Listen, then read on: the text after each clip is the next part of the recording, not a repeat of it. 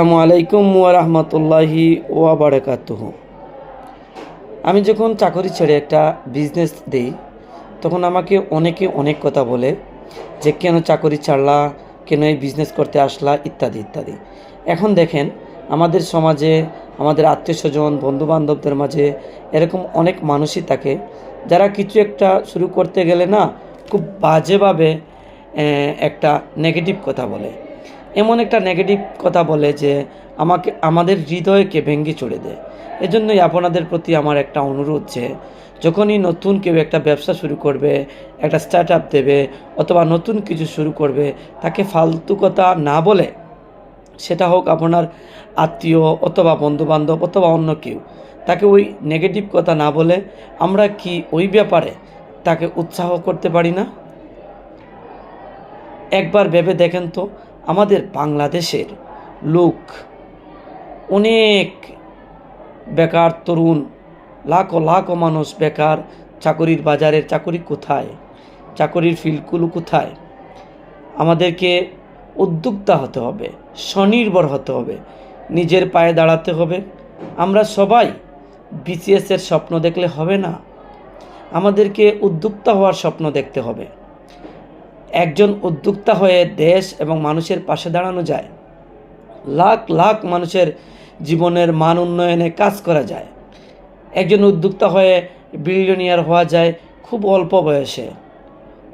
আমি জানি অনেক স্ট্রাগল আছে এই পথে, কিন্তু আমাদের এখন থেকে একটি কালচার গড়ে তোলা উচিত যে যখন আমাদের বন্ধু বান্ধব প্রতিবেশীদের কেউ একটা ব্যবসা শুরু করলো, একটা দোকান নিল, একটা ফ্যাক্টরি করলো, কিছু একটা শুরু করলো, একটা গ্রুপ অফ কোম্পানি করলো, তখন তাকে আমরা উচিত ওই সময়টা তাকে উদযাপন করা। আমরা বেবি শাওয়ার করি না? নতুন বাচ্চা হলে বন্ধুবান্ধব দল বেঁধে সবাই যায় মিষ্টি খেতে। আমরা ব্রাইডাল শাওয়ার করি না? বিয়ের সময় দল বেঁধে আমরা আয়োজন করতে যাই, উদযাপন করি। এগুলো আমরা করি। তাহলে কেন আমরা ব্রাইডাল শাওয়ার করি, বেবি শাওয়ার করি? তাহলে কেন আমরা বিজনেস শাওয়ার করতে পারি না? আমরা বিজনেস শাওয়ার পালন করতে পারি, কেননা আমরা পরিচিতদের মধ্যে, আমাদের এই সার্কেলদের মধ্যে, রিলেটিভদের মধ্যে কেউ যখন একটা নতুন ব্যবসা দেয়, সেটাকে উদযাপন না করে আমরা কেন ফালতু কথা বলি? এটা কি সামাজিক ব্যাধি পরিণত হয়েছে?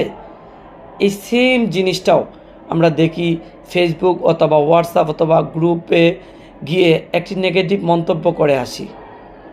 আপনি হয়তো জানেন না যে ওই নেগেটিভ মন্তব্যটার কারণে ওই মানুষটা হয়তো কতটা মানসিকভাবে পিছিয়ে পড়তে পারে। তার মনের উপর, সাহসের উপর, এই জিনিসগুলো থেকে আমরা একটু বেরিয়ে আসার চেষ্টা করি।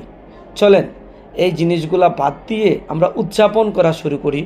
আমরা নতুন কিছু করার ক্ষেত্রে একে অন্যকে সহযোগিতা করি এবং পাশে দাঁড়াই। আসলে আমরা এই স্বনির্ভরতার বাংলাদেশে আমাদেরকে একজন স্বনির্ভর, একজন উদ্যোক্তা হিসাবে গড়ে তুলি। ইনশাল্লাহ আমরা পারব। আমরা সামনের দিনগুলোতে এই বেকারত্বের বাংলাদেশে হাজার হাজার তরুণদের নিয়ে আমরা কি কাজ করতে পারি না? ইনশাল্লাহ আমরা অবশ্যই এগিয়ে যেতে পারব। যে কেউ আমাদের আত্মীয়, রিলেটিভ অথবা বন্ধু বান্ধবদের মধ্যে কোনো একটা ভালো কাজ করলে আমরা তাকে উৎসাহিত করি এবং আগামীর স্বপ্নের সোনার বাংলাদেশ গড়ার স্বপ্ন দেখি।